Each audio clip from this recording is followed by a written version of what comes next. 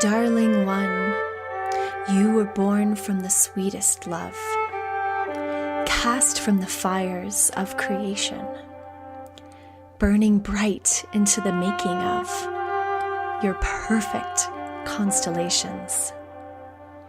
Head high, my love, never let them diminish you. Stand tall in the power of your love. Break open to the thousands come before you, written in your heart with holy blood. Keep going, my love. Hold tight to the scripture of your inheritance, your dreams born from ancient stone. Weave your magic star of wisdom, breathing life into hollow bones. Courage, my love. Place pain upon your sacred altars. Grow seeds where life has become hopeless. Lend hands to those who fall and falter. Let love be life's greatest opus. Welcome, beautiful souls. My name is Tara Brading, and I'm the creator of the Dreaming the Ancestors podcast series, where we talk about remembering and reclaiming ancestral stories, feminine wisdom, and earth magic. This is the 13th episode, and today I'm very excited to welcome Lucy to the podcast. Lucy hAodhagáin, she, is the founder of Wildawake Ireland, an organisation which seeks to rekindle cultural and ecological resilience through the restoration of ancestral lifeways in Ireland. Lucy works in the fecund liminal zones between the cultural, ecological, and spiritual, weaving together ancient wisdom with the dream of decolonial futures. hAodhagáin, born and bred in Belfast, Lucy now makes home beneath the watchful gaze of An Muckish mountain in Donegal, Gaeltacht, all while deepening their love of An Gaeilge by harvesting sloke from the rocks, following the tracks of Anfia, and weaving creel baskets through the long winter months. Lucy is also the co-editor of Airmid's Journal and a passionate committee member of Brod na Gaeltachta, Ireland's first Gaeltacht Pride Festival in Anfal, Carrick. I'm so honored to be here with Lucy. Welcome to the podcast, Lucy, and thank you for being here, welcoming you to say a quick hello to everyone listening. Gur míle máigad the Cara. August, moihu, well done on that difficult bio that I sent you to read with many, many difficult words in Merle in English, August in Gaeilge in Irish. Lovely to hear those words from your mouth. And I'm deeply honoured to be here with you. Thank you, Lucy. Yeah, this is going to be such a beautiful conversation. And as always, I invite us all to imagine that we're having this conversation in the flesh, heart to heart, and we're sitting on the ground around a great fire. May we imagine this gathering around the fire. And we're sitting in circle and we're sharing wisdom. We're sharing stories like our ancestors have done for generations and generations, stretching back through the mists of time. And as we hold this vision in our hearts and minds, I'd like to take a moment for Lucy and I to invite in and honor our ancestors so that we can feel their wisdom flowing through us. And those of you who are listening, you may also feel called to energetically call in your wise and well ancestors as we do this. So I'd like to begin by honoring Nishan Shinshir, the old ancestors who I work with so intimately. And in the context of this conversation, really honoring Nishan Shinshir from beloved era, from Ireland. Honoring the wisdom and medicine these elders of the lineage hold and share with me. Honoring Shanwahur Kriana, wise grandmother of the raven who flies with me, who walks with me. And deeply honoring my hearth grandmother, all of the grandmothers who tended the fire, the hearth. Feeling the wisdom of the grandmothers, the matriarchs flowing through me in this moment, flowing through this conversation. Honoring the ways in which the grandmothers really tended the ancestral fire and walked the paths of wisdom, the paths of mystery, the paths of spirit. And as we're going to be talking so much about rewilding and being in connection with the land, I really want to honor the land itself as ancestor, honoring the lands where I am currently in so-called Colorado, the ancestral lands of the Ute and Arapaho people, and honoring my homeland, motherland, and beloved era. May the land be felt in this conversation. May we feel the land as grandmother, Sean hAodhagáin, grandmother earth. Mila buíochas, gratitude, 1,000 thanks for all that these ancestors offer me. And with that, I will pass over to you, Lucy. Yeah, really wanting to offer almost honouring Cumostinshir na Talamh, my ancestors of the land, my more than human ancestors, Sinshir na Haskin, eel ancestor, Sinshir na Fia, deer ancestor, Sinshir na Planti, plantcestors, na Colfai of nettle, na Leolos of mugwort, na Hua of hawthorn.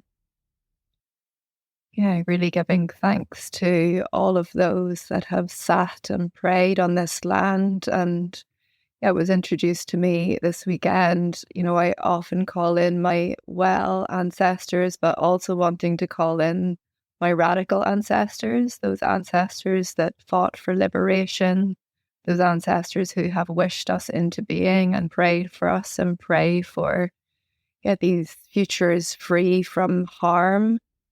Pray for futures where we can connect with ourselves and one another and the land in a way that weaves us back into the web of life. And yeah, as you so beautifully said, praying to those Shanshintira, those old ancient ancestors who knew this in their bones, and that we may feel that awakening in our bones as well, that we are the deepest prayer of this land. And Shanae. Shanae, that was beautiful. And as we come into this conversation, may we hold on to the spirit of those ancestors and the spirit of our more than human kin, as you beautifully called in. So the title of this episode with Lucy is Rewilding, Ancestral Lifeways, and Ecological Repair. And I want to read some words directly from Lucy. We are living in a time of great social and ecological upheaval.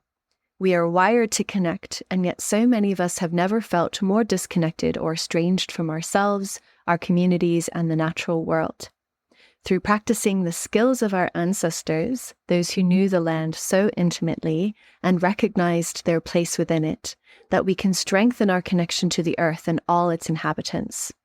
Through practicing these hands-on creative skills, we can flex our own ancestral muscle memory and recognize ourselves as the creative, problem-solving, and resilient beings that we are.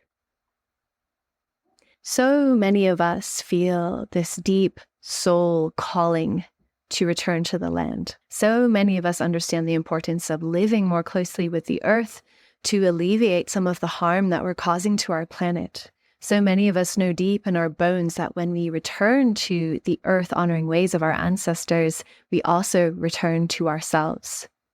So many of our ancestors understood how to live in reciprocity and right relationship with the seasons, the animals, the plants, the waters, the fire. In Ireland, there are many ancestral traditions that speak to the sacred relationship that these ancestors had with the land. And Lucy is devoted to the remembering and reviving of these ancestral lifeways, helping people to root into their sense of place and belonging. Especially in Ireland, though, I really feel that this wisdom can also speak to those of us in the diaspora. So as I mentioned in my ancestral honoring, I live in the mountains of so-called Colorado on the lands of the Ute and Arapaho. And living in the mountains for the past 6 years has really awakened in me a deep reverence for the natural world. It's really deepened in such a profound way over the past 6 years living here. And I feel the presence of my ancestors through my small acts of rewilding, tending the land, being in relationship with the plants and trees and animals here, praying to the sacred waters, tending a hearth fire, and more. And I very much feel like a beginner on this path. And yet this way of life has really inspired me in such beautiful ways. So I'm excited to speak with Lucy today to receive some of their wisdom. So Lucy, my first question for you is, how did you get started on this path of rewilding and learning ancestral skills? What really inspired you to devote yourself to this way of life?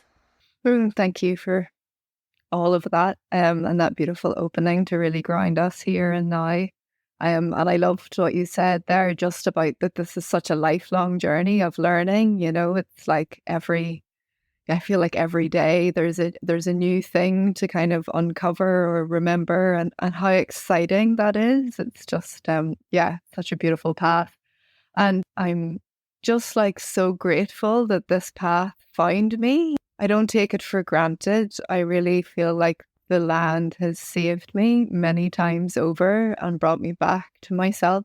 And I grew up in Belfast, and I didn't feel that sense of belonging, and particularly, relating to the land of Ireland, relating to the language, relating to the mythology that was so deeply politicized growing up. And, I lived in different communities where at times I would have to hide my identity, meant different identities, but just even hide, my surname.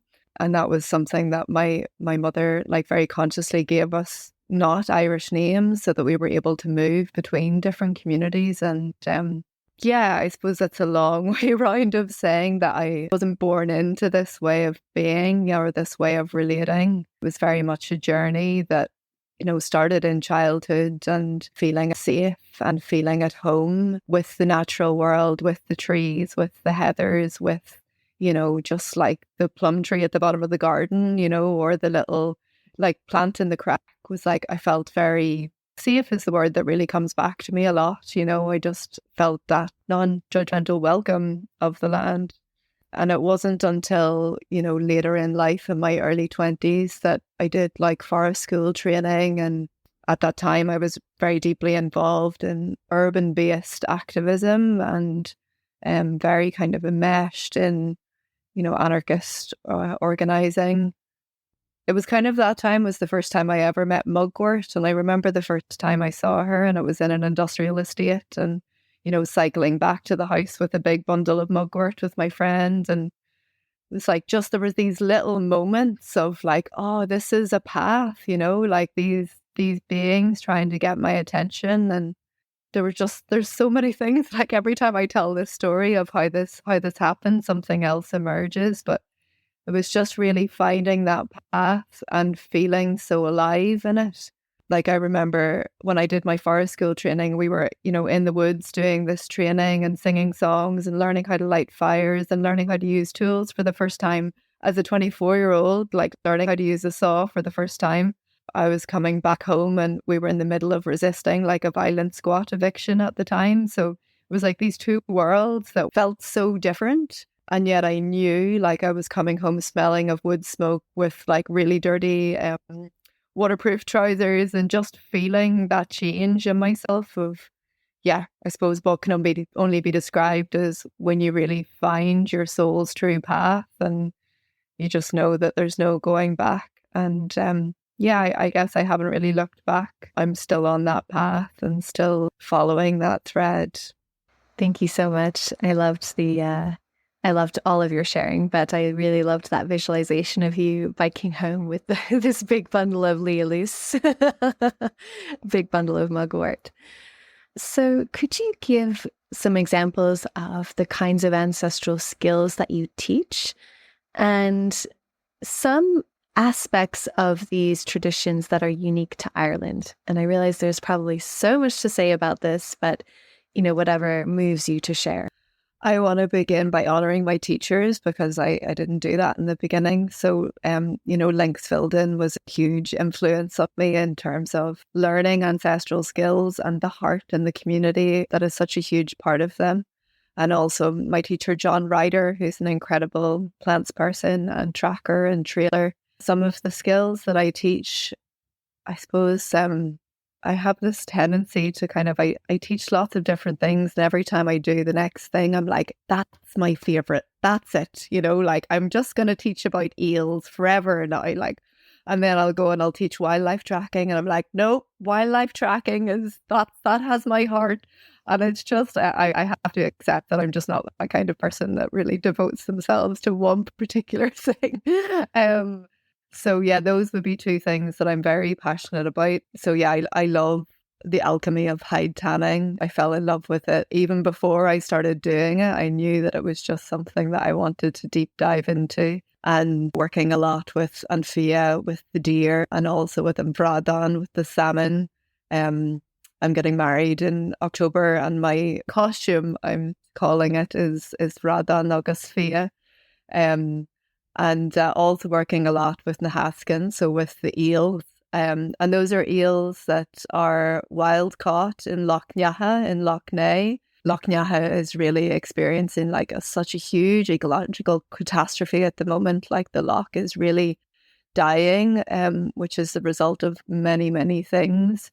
And learning how to tan the eel skins, which was a traditional craft associated with the loch. I think I can die happy whenever I bring that skill home to the loch and share that skill with the fishermen of that area. I recently found out as well that the hAodhagáins were eel fishers around Loch Ness. So it's kind of no surprise really that the eels would have imprinted themselves so dearly on my heart. So yeah, there's a long tradition of that in Ireland, and a huge amount of folklore and mythology related to hAodhagáin as well. So that's been a really beautiful journey to be led on by them.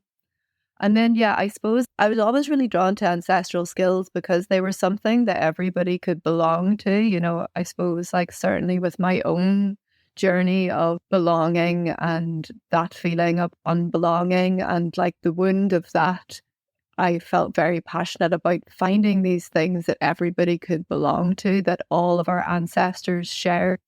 The old skills of fire by friction and fire tending and fire ceremony and wildlife tracking, learning how to read the tracks and the signs of our more than human kin and how to trail the deer to find them, or how to make tools from stone or bone and work with them, or foraging is such a huge integral part of my life of finding wild food and medicines. I love those practices. And then what I've been really deepening into in the past, I don't know, maybe 5 or 6 years is the specific cultural practices associated with those things in Ireland, and particularly relearning Wachanka relearning Irish, and really tuning into what was the folklore, what was the mythology around fire, what were the practices related to foraging, what were the names of the plants and the animals. All of that has been just this extra layer, it's this like you were saying, this never ending journey of learning and deepening and living in the Donegal Gaeltacht, where so many of those practices are still practiced, and the language is so alive. That feels like a huge responsibility for me. Learning here is to bring what I know, what I can offer, and preserve those names and preserve those practices through the embodiment of them. So yeah, that's a little flavour of what I get up to. I really feel the power of these ancestral skills as you speak about them, because it's so alive in you, right? You embody this. And so there's a direct transmission I can feel, and hopefully all the listeners can feel, of how this way of life can truly connect us to that sense of belonging. That was a really beautiful thread that you wove into your share. And I want to pull on one of the threads that you shared about in regards to the foraging piece. So I understand that you spent 3 months eating only wild foods, and I find this so amazing and so wonderful. And I'm so curious about how this experience was for you. What changed within yourself and your life as a result of this ancestral way of eating? So that project was the brainchild of a woman called Monica Wilde, who spent a full year with Matthew Rooney eating only wild food. And she wrote an incredible book called Wilderness Cure about her experience. So she dreamed up this project to kind of explore, well, what happens to, so-called Western human gut if we were to eat only wild food. So there were 26 of us took part, some people eating wild food for 1 month and about 10 of us who ate wild food for 3 months. So that was from spring equinox to summer solstice last year. And since that project, I've done this a couple of other times, like just different months throughout the year. And it's become just a very, I suppose, an integrated way of eating and relating to food and relating to plants and animals in my life. I think before I went into that project, it felt like an insurmountable task. I maybe had eaten wild food for a week previous to that. And that whole experience just kind of, well, it definitely broadened my shelves and my freezer space a lot.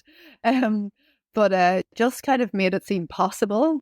I would say in no small way, like it was completely life-changing. It really, really was on so many different levels. Like I'm trying to think like how to even speak to the vastness of it.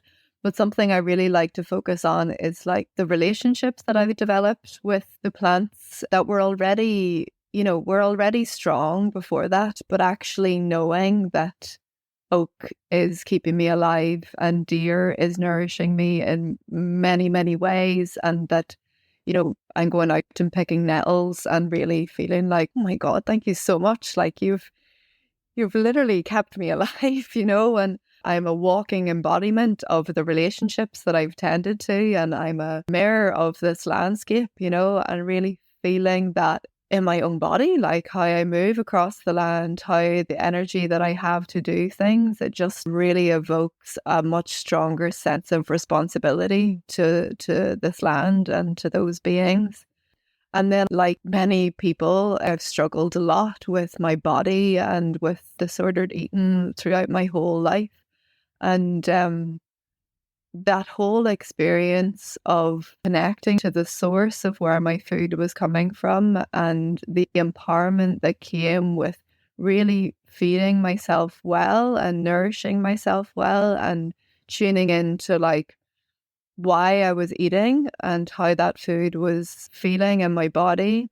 Yeah, I just can't underestimate how life-changing that was in terms of my own relationship with my body and my own relationship with food. I was just chatting with my sister before I came on this call because did I mention I'm getting married? I'm like going to say this about like 20 times this call. But, because of that, like so many people are like asking me like, oh, well, are you going to lose weight for the wedding? Or like just making these like comments about my body that I feel are so ingrained in, our generation, my mother's generation, that it's okay to say those things, that it's okay to pass judgment on somebody's body. And it's like, I'm in no way surprised that I have grown up with so much body dysmorphia, and now to be able to like just feel very empowered in my own body and the changing of this body through time. I owe that to this project, like I really do. And it's kind of, it's an understanding that's continually growing in me of the impacts of it. And I suppose the final thing that I would add about it was, I felt like the generosity of the land, the abundance of the land, the abundance of those relationships that were nourishing me. But equally, like I felt the generosity of just my human neighbours, and like from near and far who heard about this project and just wanted to support, like, so I received a gift of a big bag of hazelnuts that a 10-year-old child had gathered for me. A sea trout that a friend's brother had fished for me, a salmon from a local river, like so many people wanting to help. I just wish that for so many people, that we feel like that generosity of the land and these beings and of one another. I think that's really innate in us. Yes. So many things about your share that landed really deeply. And what I really feel in your experience and what you just shared about it is this reweaving of relationship. And I've really been on a journey recently around connecting to my body in ways that are more loving and like truly receiving nourishment, and really, really embracing that food is really one of our primary connections to the earth. Food is also so communal, as you shared about. And colonial programming really separates us from our relationships, especially with the earth, our more than human kin, each other. And the severing of relationships really has to be rewoven and healed for us to come into right relationship with the earth and with life and with each other. And I heard so much of that in what you shared. And I love food as this really beautiful, very foundational way of rewilding and really honoring those ancestral lifeways that are so important. So I'd love to kind of follow some of these threads and talk a little bit about why you think rewilding and re-enchantment with the natural world is so important in these times. You know, what is the personal benefit of living this way and also the collective benefit? Thank you for that question. And as you were speaking there, I was thinking about working with my good friend Jimmy O'Brien Billings this weekend, who runs an incredible project called Gaelic Reexistence, which is about exploring decolonization within an Irish context. And he was quoting the Indigenous scholar Dwayne Donaldson, I think is his name. And he describes colonialism as an extended process of relationship denial.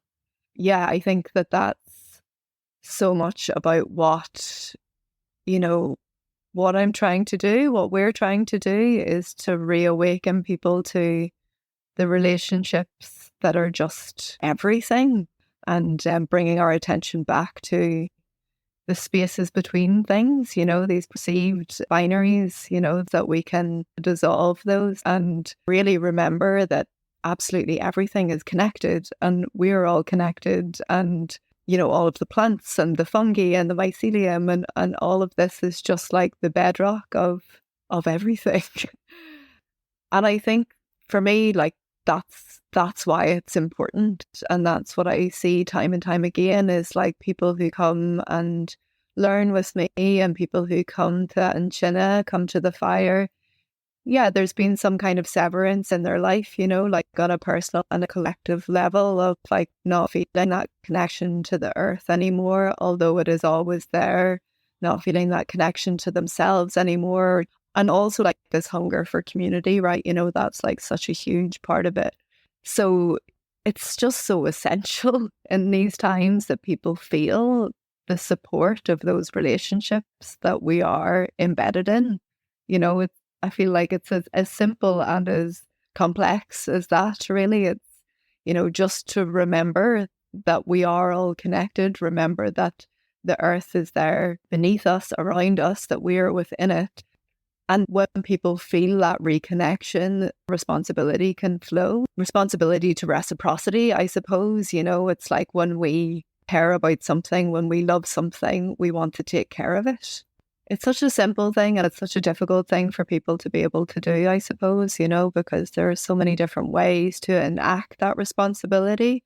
Whether, you have land and you're able to plant trees or you're able to save seed, to whether you're in a city and you're able to practice mutual aid with the communities that you're in, or you're able to even just go out and introduce yourself to your human and more than human neighbours. It's like just coming back to remember the actual things that nourish us and how it is that we want to practice that, I suppose, that living relationship. Like, how is it that we want to embody that? So, I really like that you earlier, you said rewilding, decolonization, and for me, the two are the same thing. And my dear friend Peter Michael Bauer, he describes rewilding as living a life in service to your ecological community, and I really resonate with that description of it.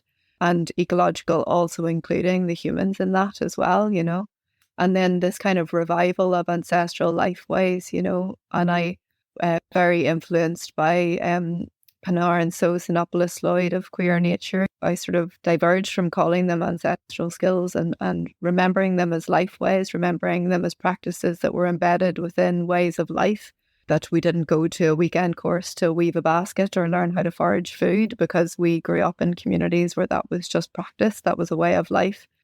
So if I am to bring those things back into people's awarenesses, how can I focus on the relationships between those things? You know, that we can't make fire without knowing the trees, like we can't know the trees without knowing the fungi. Just the significance of our attention. And I was quoting Mary Oliver a lot this weekend of, you know, attention is the beginning of devotion. And I just see these practices as bringing us back into a devoted way of living.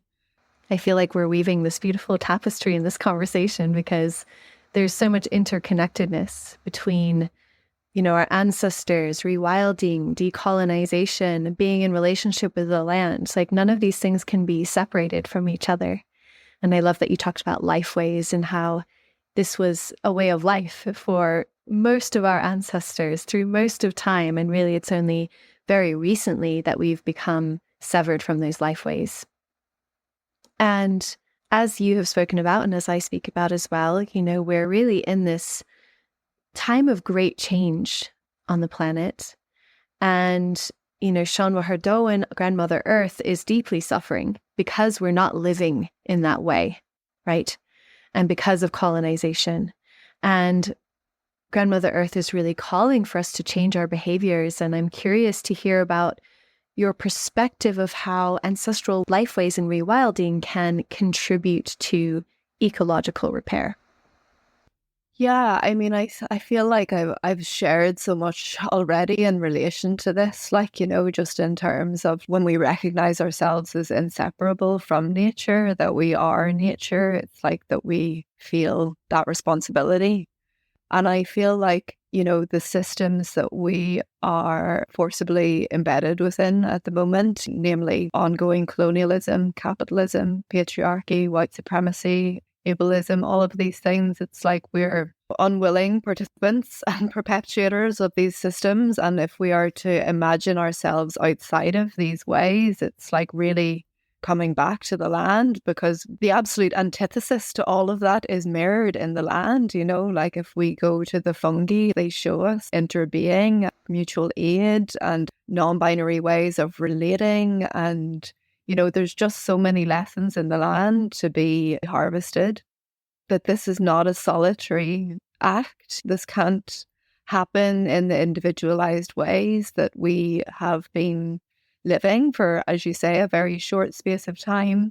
It's like really coming back to the communities that we do have. And, you know, that's a huge thing, as I shared earlier, people coming to my courses and feeling this sense of communal living and really yearning for that community, or yearning for that way of showing up and showing themselves in an authentic way. And mourning the absence of that in their own lives. I speak a lot about integration because it's such a huge part of our lives, you know, like we have these incredible experiences and it touches something very deep and very ancient within us. And then we go back to our normal lives and we go back to these systems of harm. And it can be very, you know, it can be very traumatizing for people. It can be very isolating for people. And I'm kind of leaning into like, we often mourn that we don't have community anymore. And I'm kind of like, well, like, what if we do, you know? And it's maybe not this utopian community that we've imagined for ourselves, but that's also, you know, that idea of utopia is also just a white supremacist idea, like, you know, that there's some form of perfection out there. But we are so embedded in so many different communities, and whether they're human or more than human. So like, how can we lean into like what's here now and show up for that in ways, as well as, yeah, I suppose holding our dreams and holding our values and holding imagination. And I think that's one of our superpowers as humans, is like our capacity to imagine. Yeah, I think that's a really important muscle to flex often in these times, so we don't lose sight of like what has been or what is possible. I think that we really owe that to our ancestors and to ourselves and to the future generations. I have no idea if I answered that question. I can't even remember what it was, but I feel that you did. Yes, we're talking about ecological repair, and you answered in such a creative way that I was hoping for, because ecological repair, it requires us to change our relationship to the land, right? And that's really what I feel you spoke to in such a gorgeous way. I was just remembering I hold rites of passage work on the land, and we often sort of hold circle around, what does it look like for rites of passage to be re-embedded back into the fabric of the landscape here. And somebody shared, the pace of ecological restoration will move at the pace of cultural restoration. And that just came back to me there as you were speaking, that they're both one and the same and lean on one another. Yes. I feel that deeply. Yeah, the human element of that relationship with the land and culture and tradition, like these things have to be revived in order to create the shifts that we desperately need, right?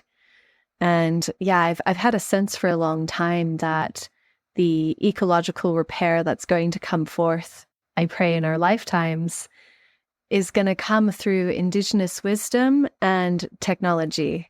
And there'll be this really interesting meeting point. At least this is my sense, this is what I see, of those two things. And that piece of, our native traditions and what does it mean to be native to the land. And, in Ireland, that is such a beautiful movement that's happening of reclaiming Irish ways of living and Irish traditions and Irish everything, right? And so it's really beautiful to feel that movement. And I think it's important to, as you're talking about the imagination, keep holding the dream of a future in which there is ecological repair, because I think so many people feel so hopeless, right? Because our attention is pulled into many different spaces and portals in which it feels like there's no hope. And so it feels so important to imagine and dream into that future, which is absolutely possible. And may we never forget that. And may we work towards that without falling into despair and hopelessness. Because yes, of course, there's many horrible things happening right in the world around us. And I feel that it's important for us to be the embodiment of the liberation and repair that we wish to see in this world. And these conversations feel so important for nurturing hope and remembering how resilient our ancestors were, overcoming so many challenges across time. I'm especially interested in and inspired by our ancient ancestors and hold a special fascination with Stone Age and Neolithic peoples.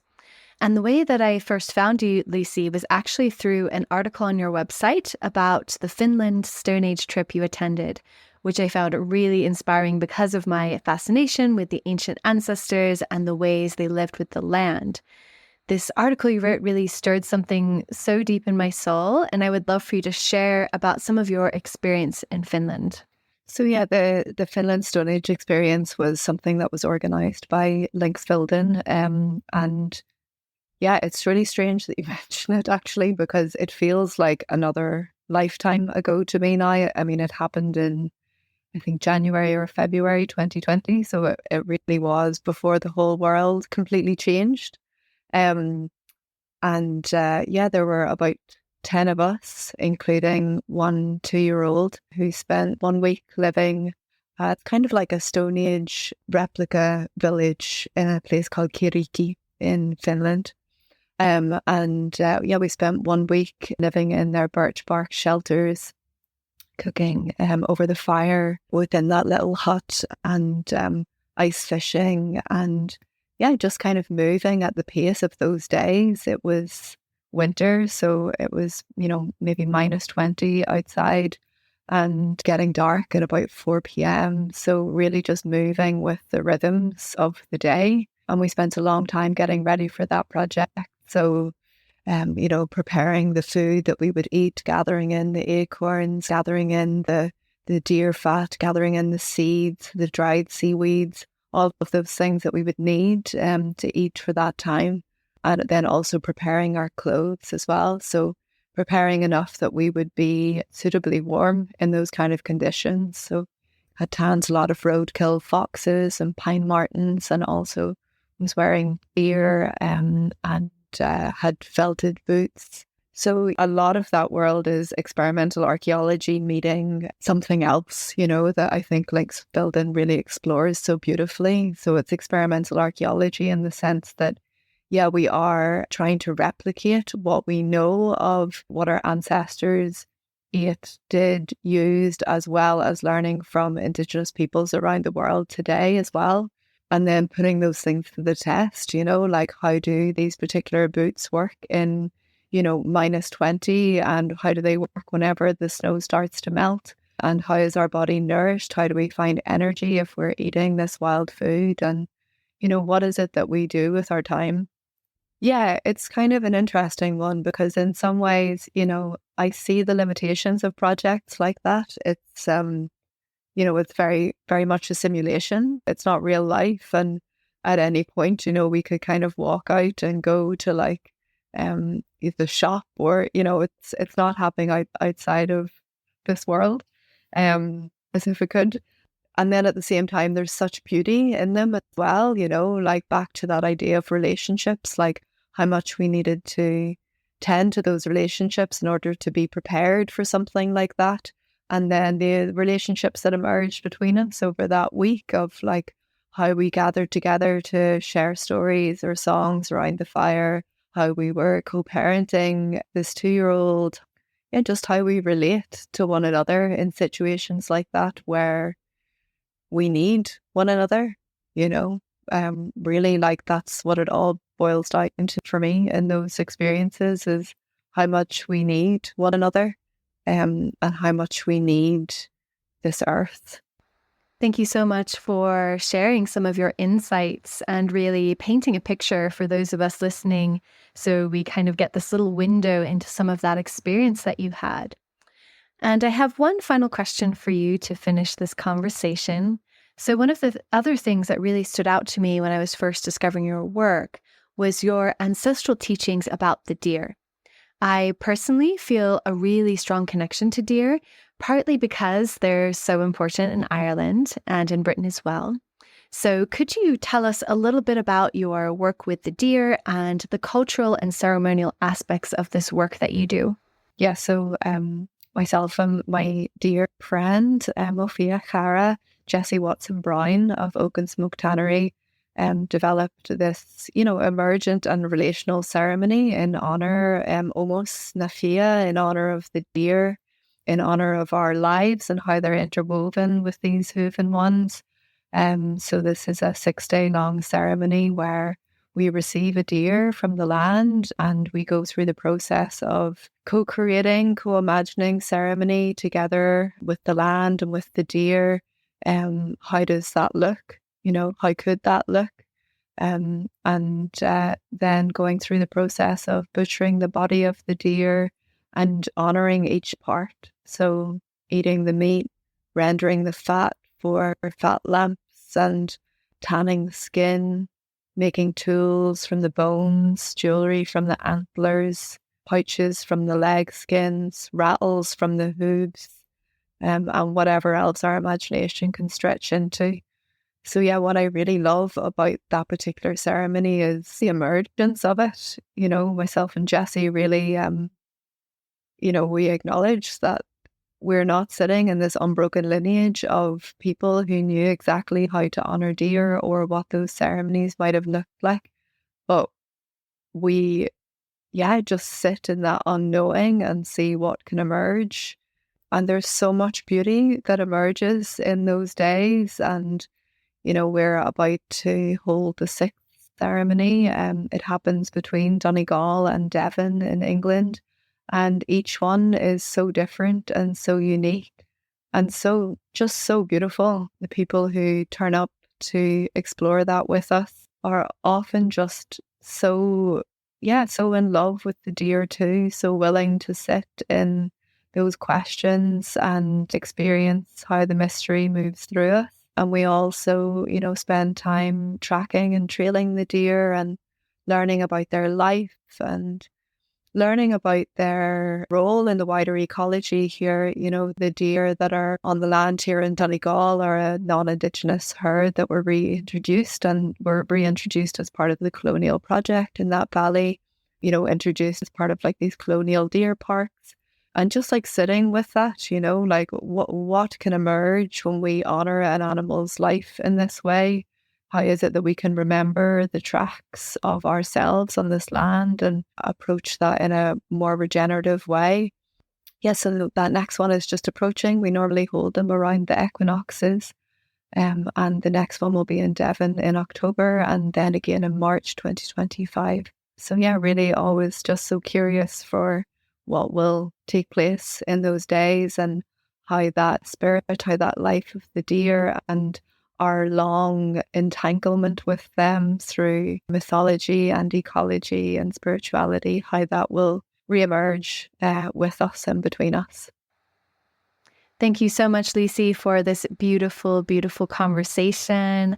This feels like a great moment for you to tell everyone where they can find you and some of the projects you're working on and anything else you'd like to share so that people can connect with you.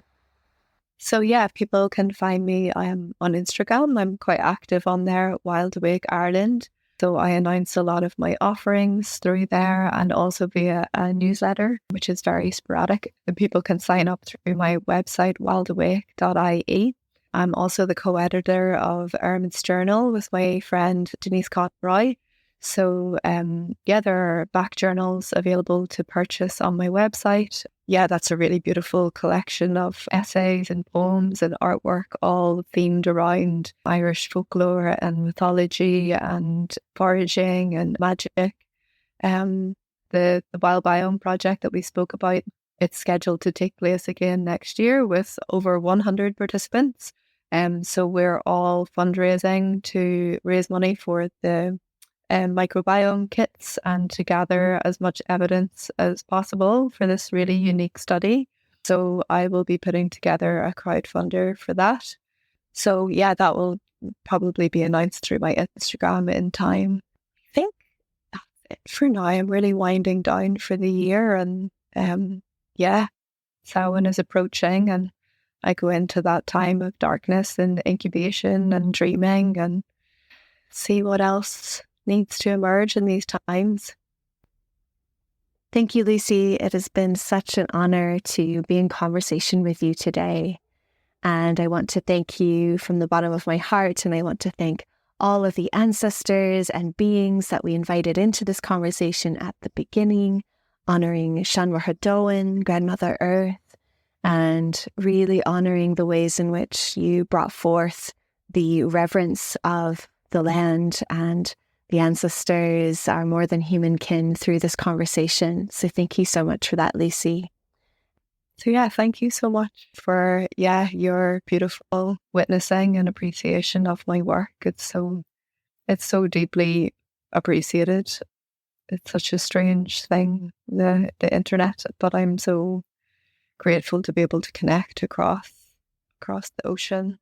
Míle buíochas mo cara, and a big thank you to everyone who's listening as well.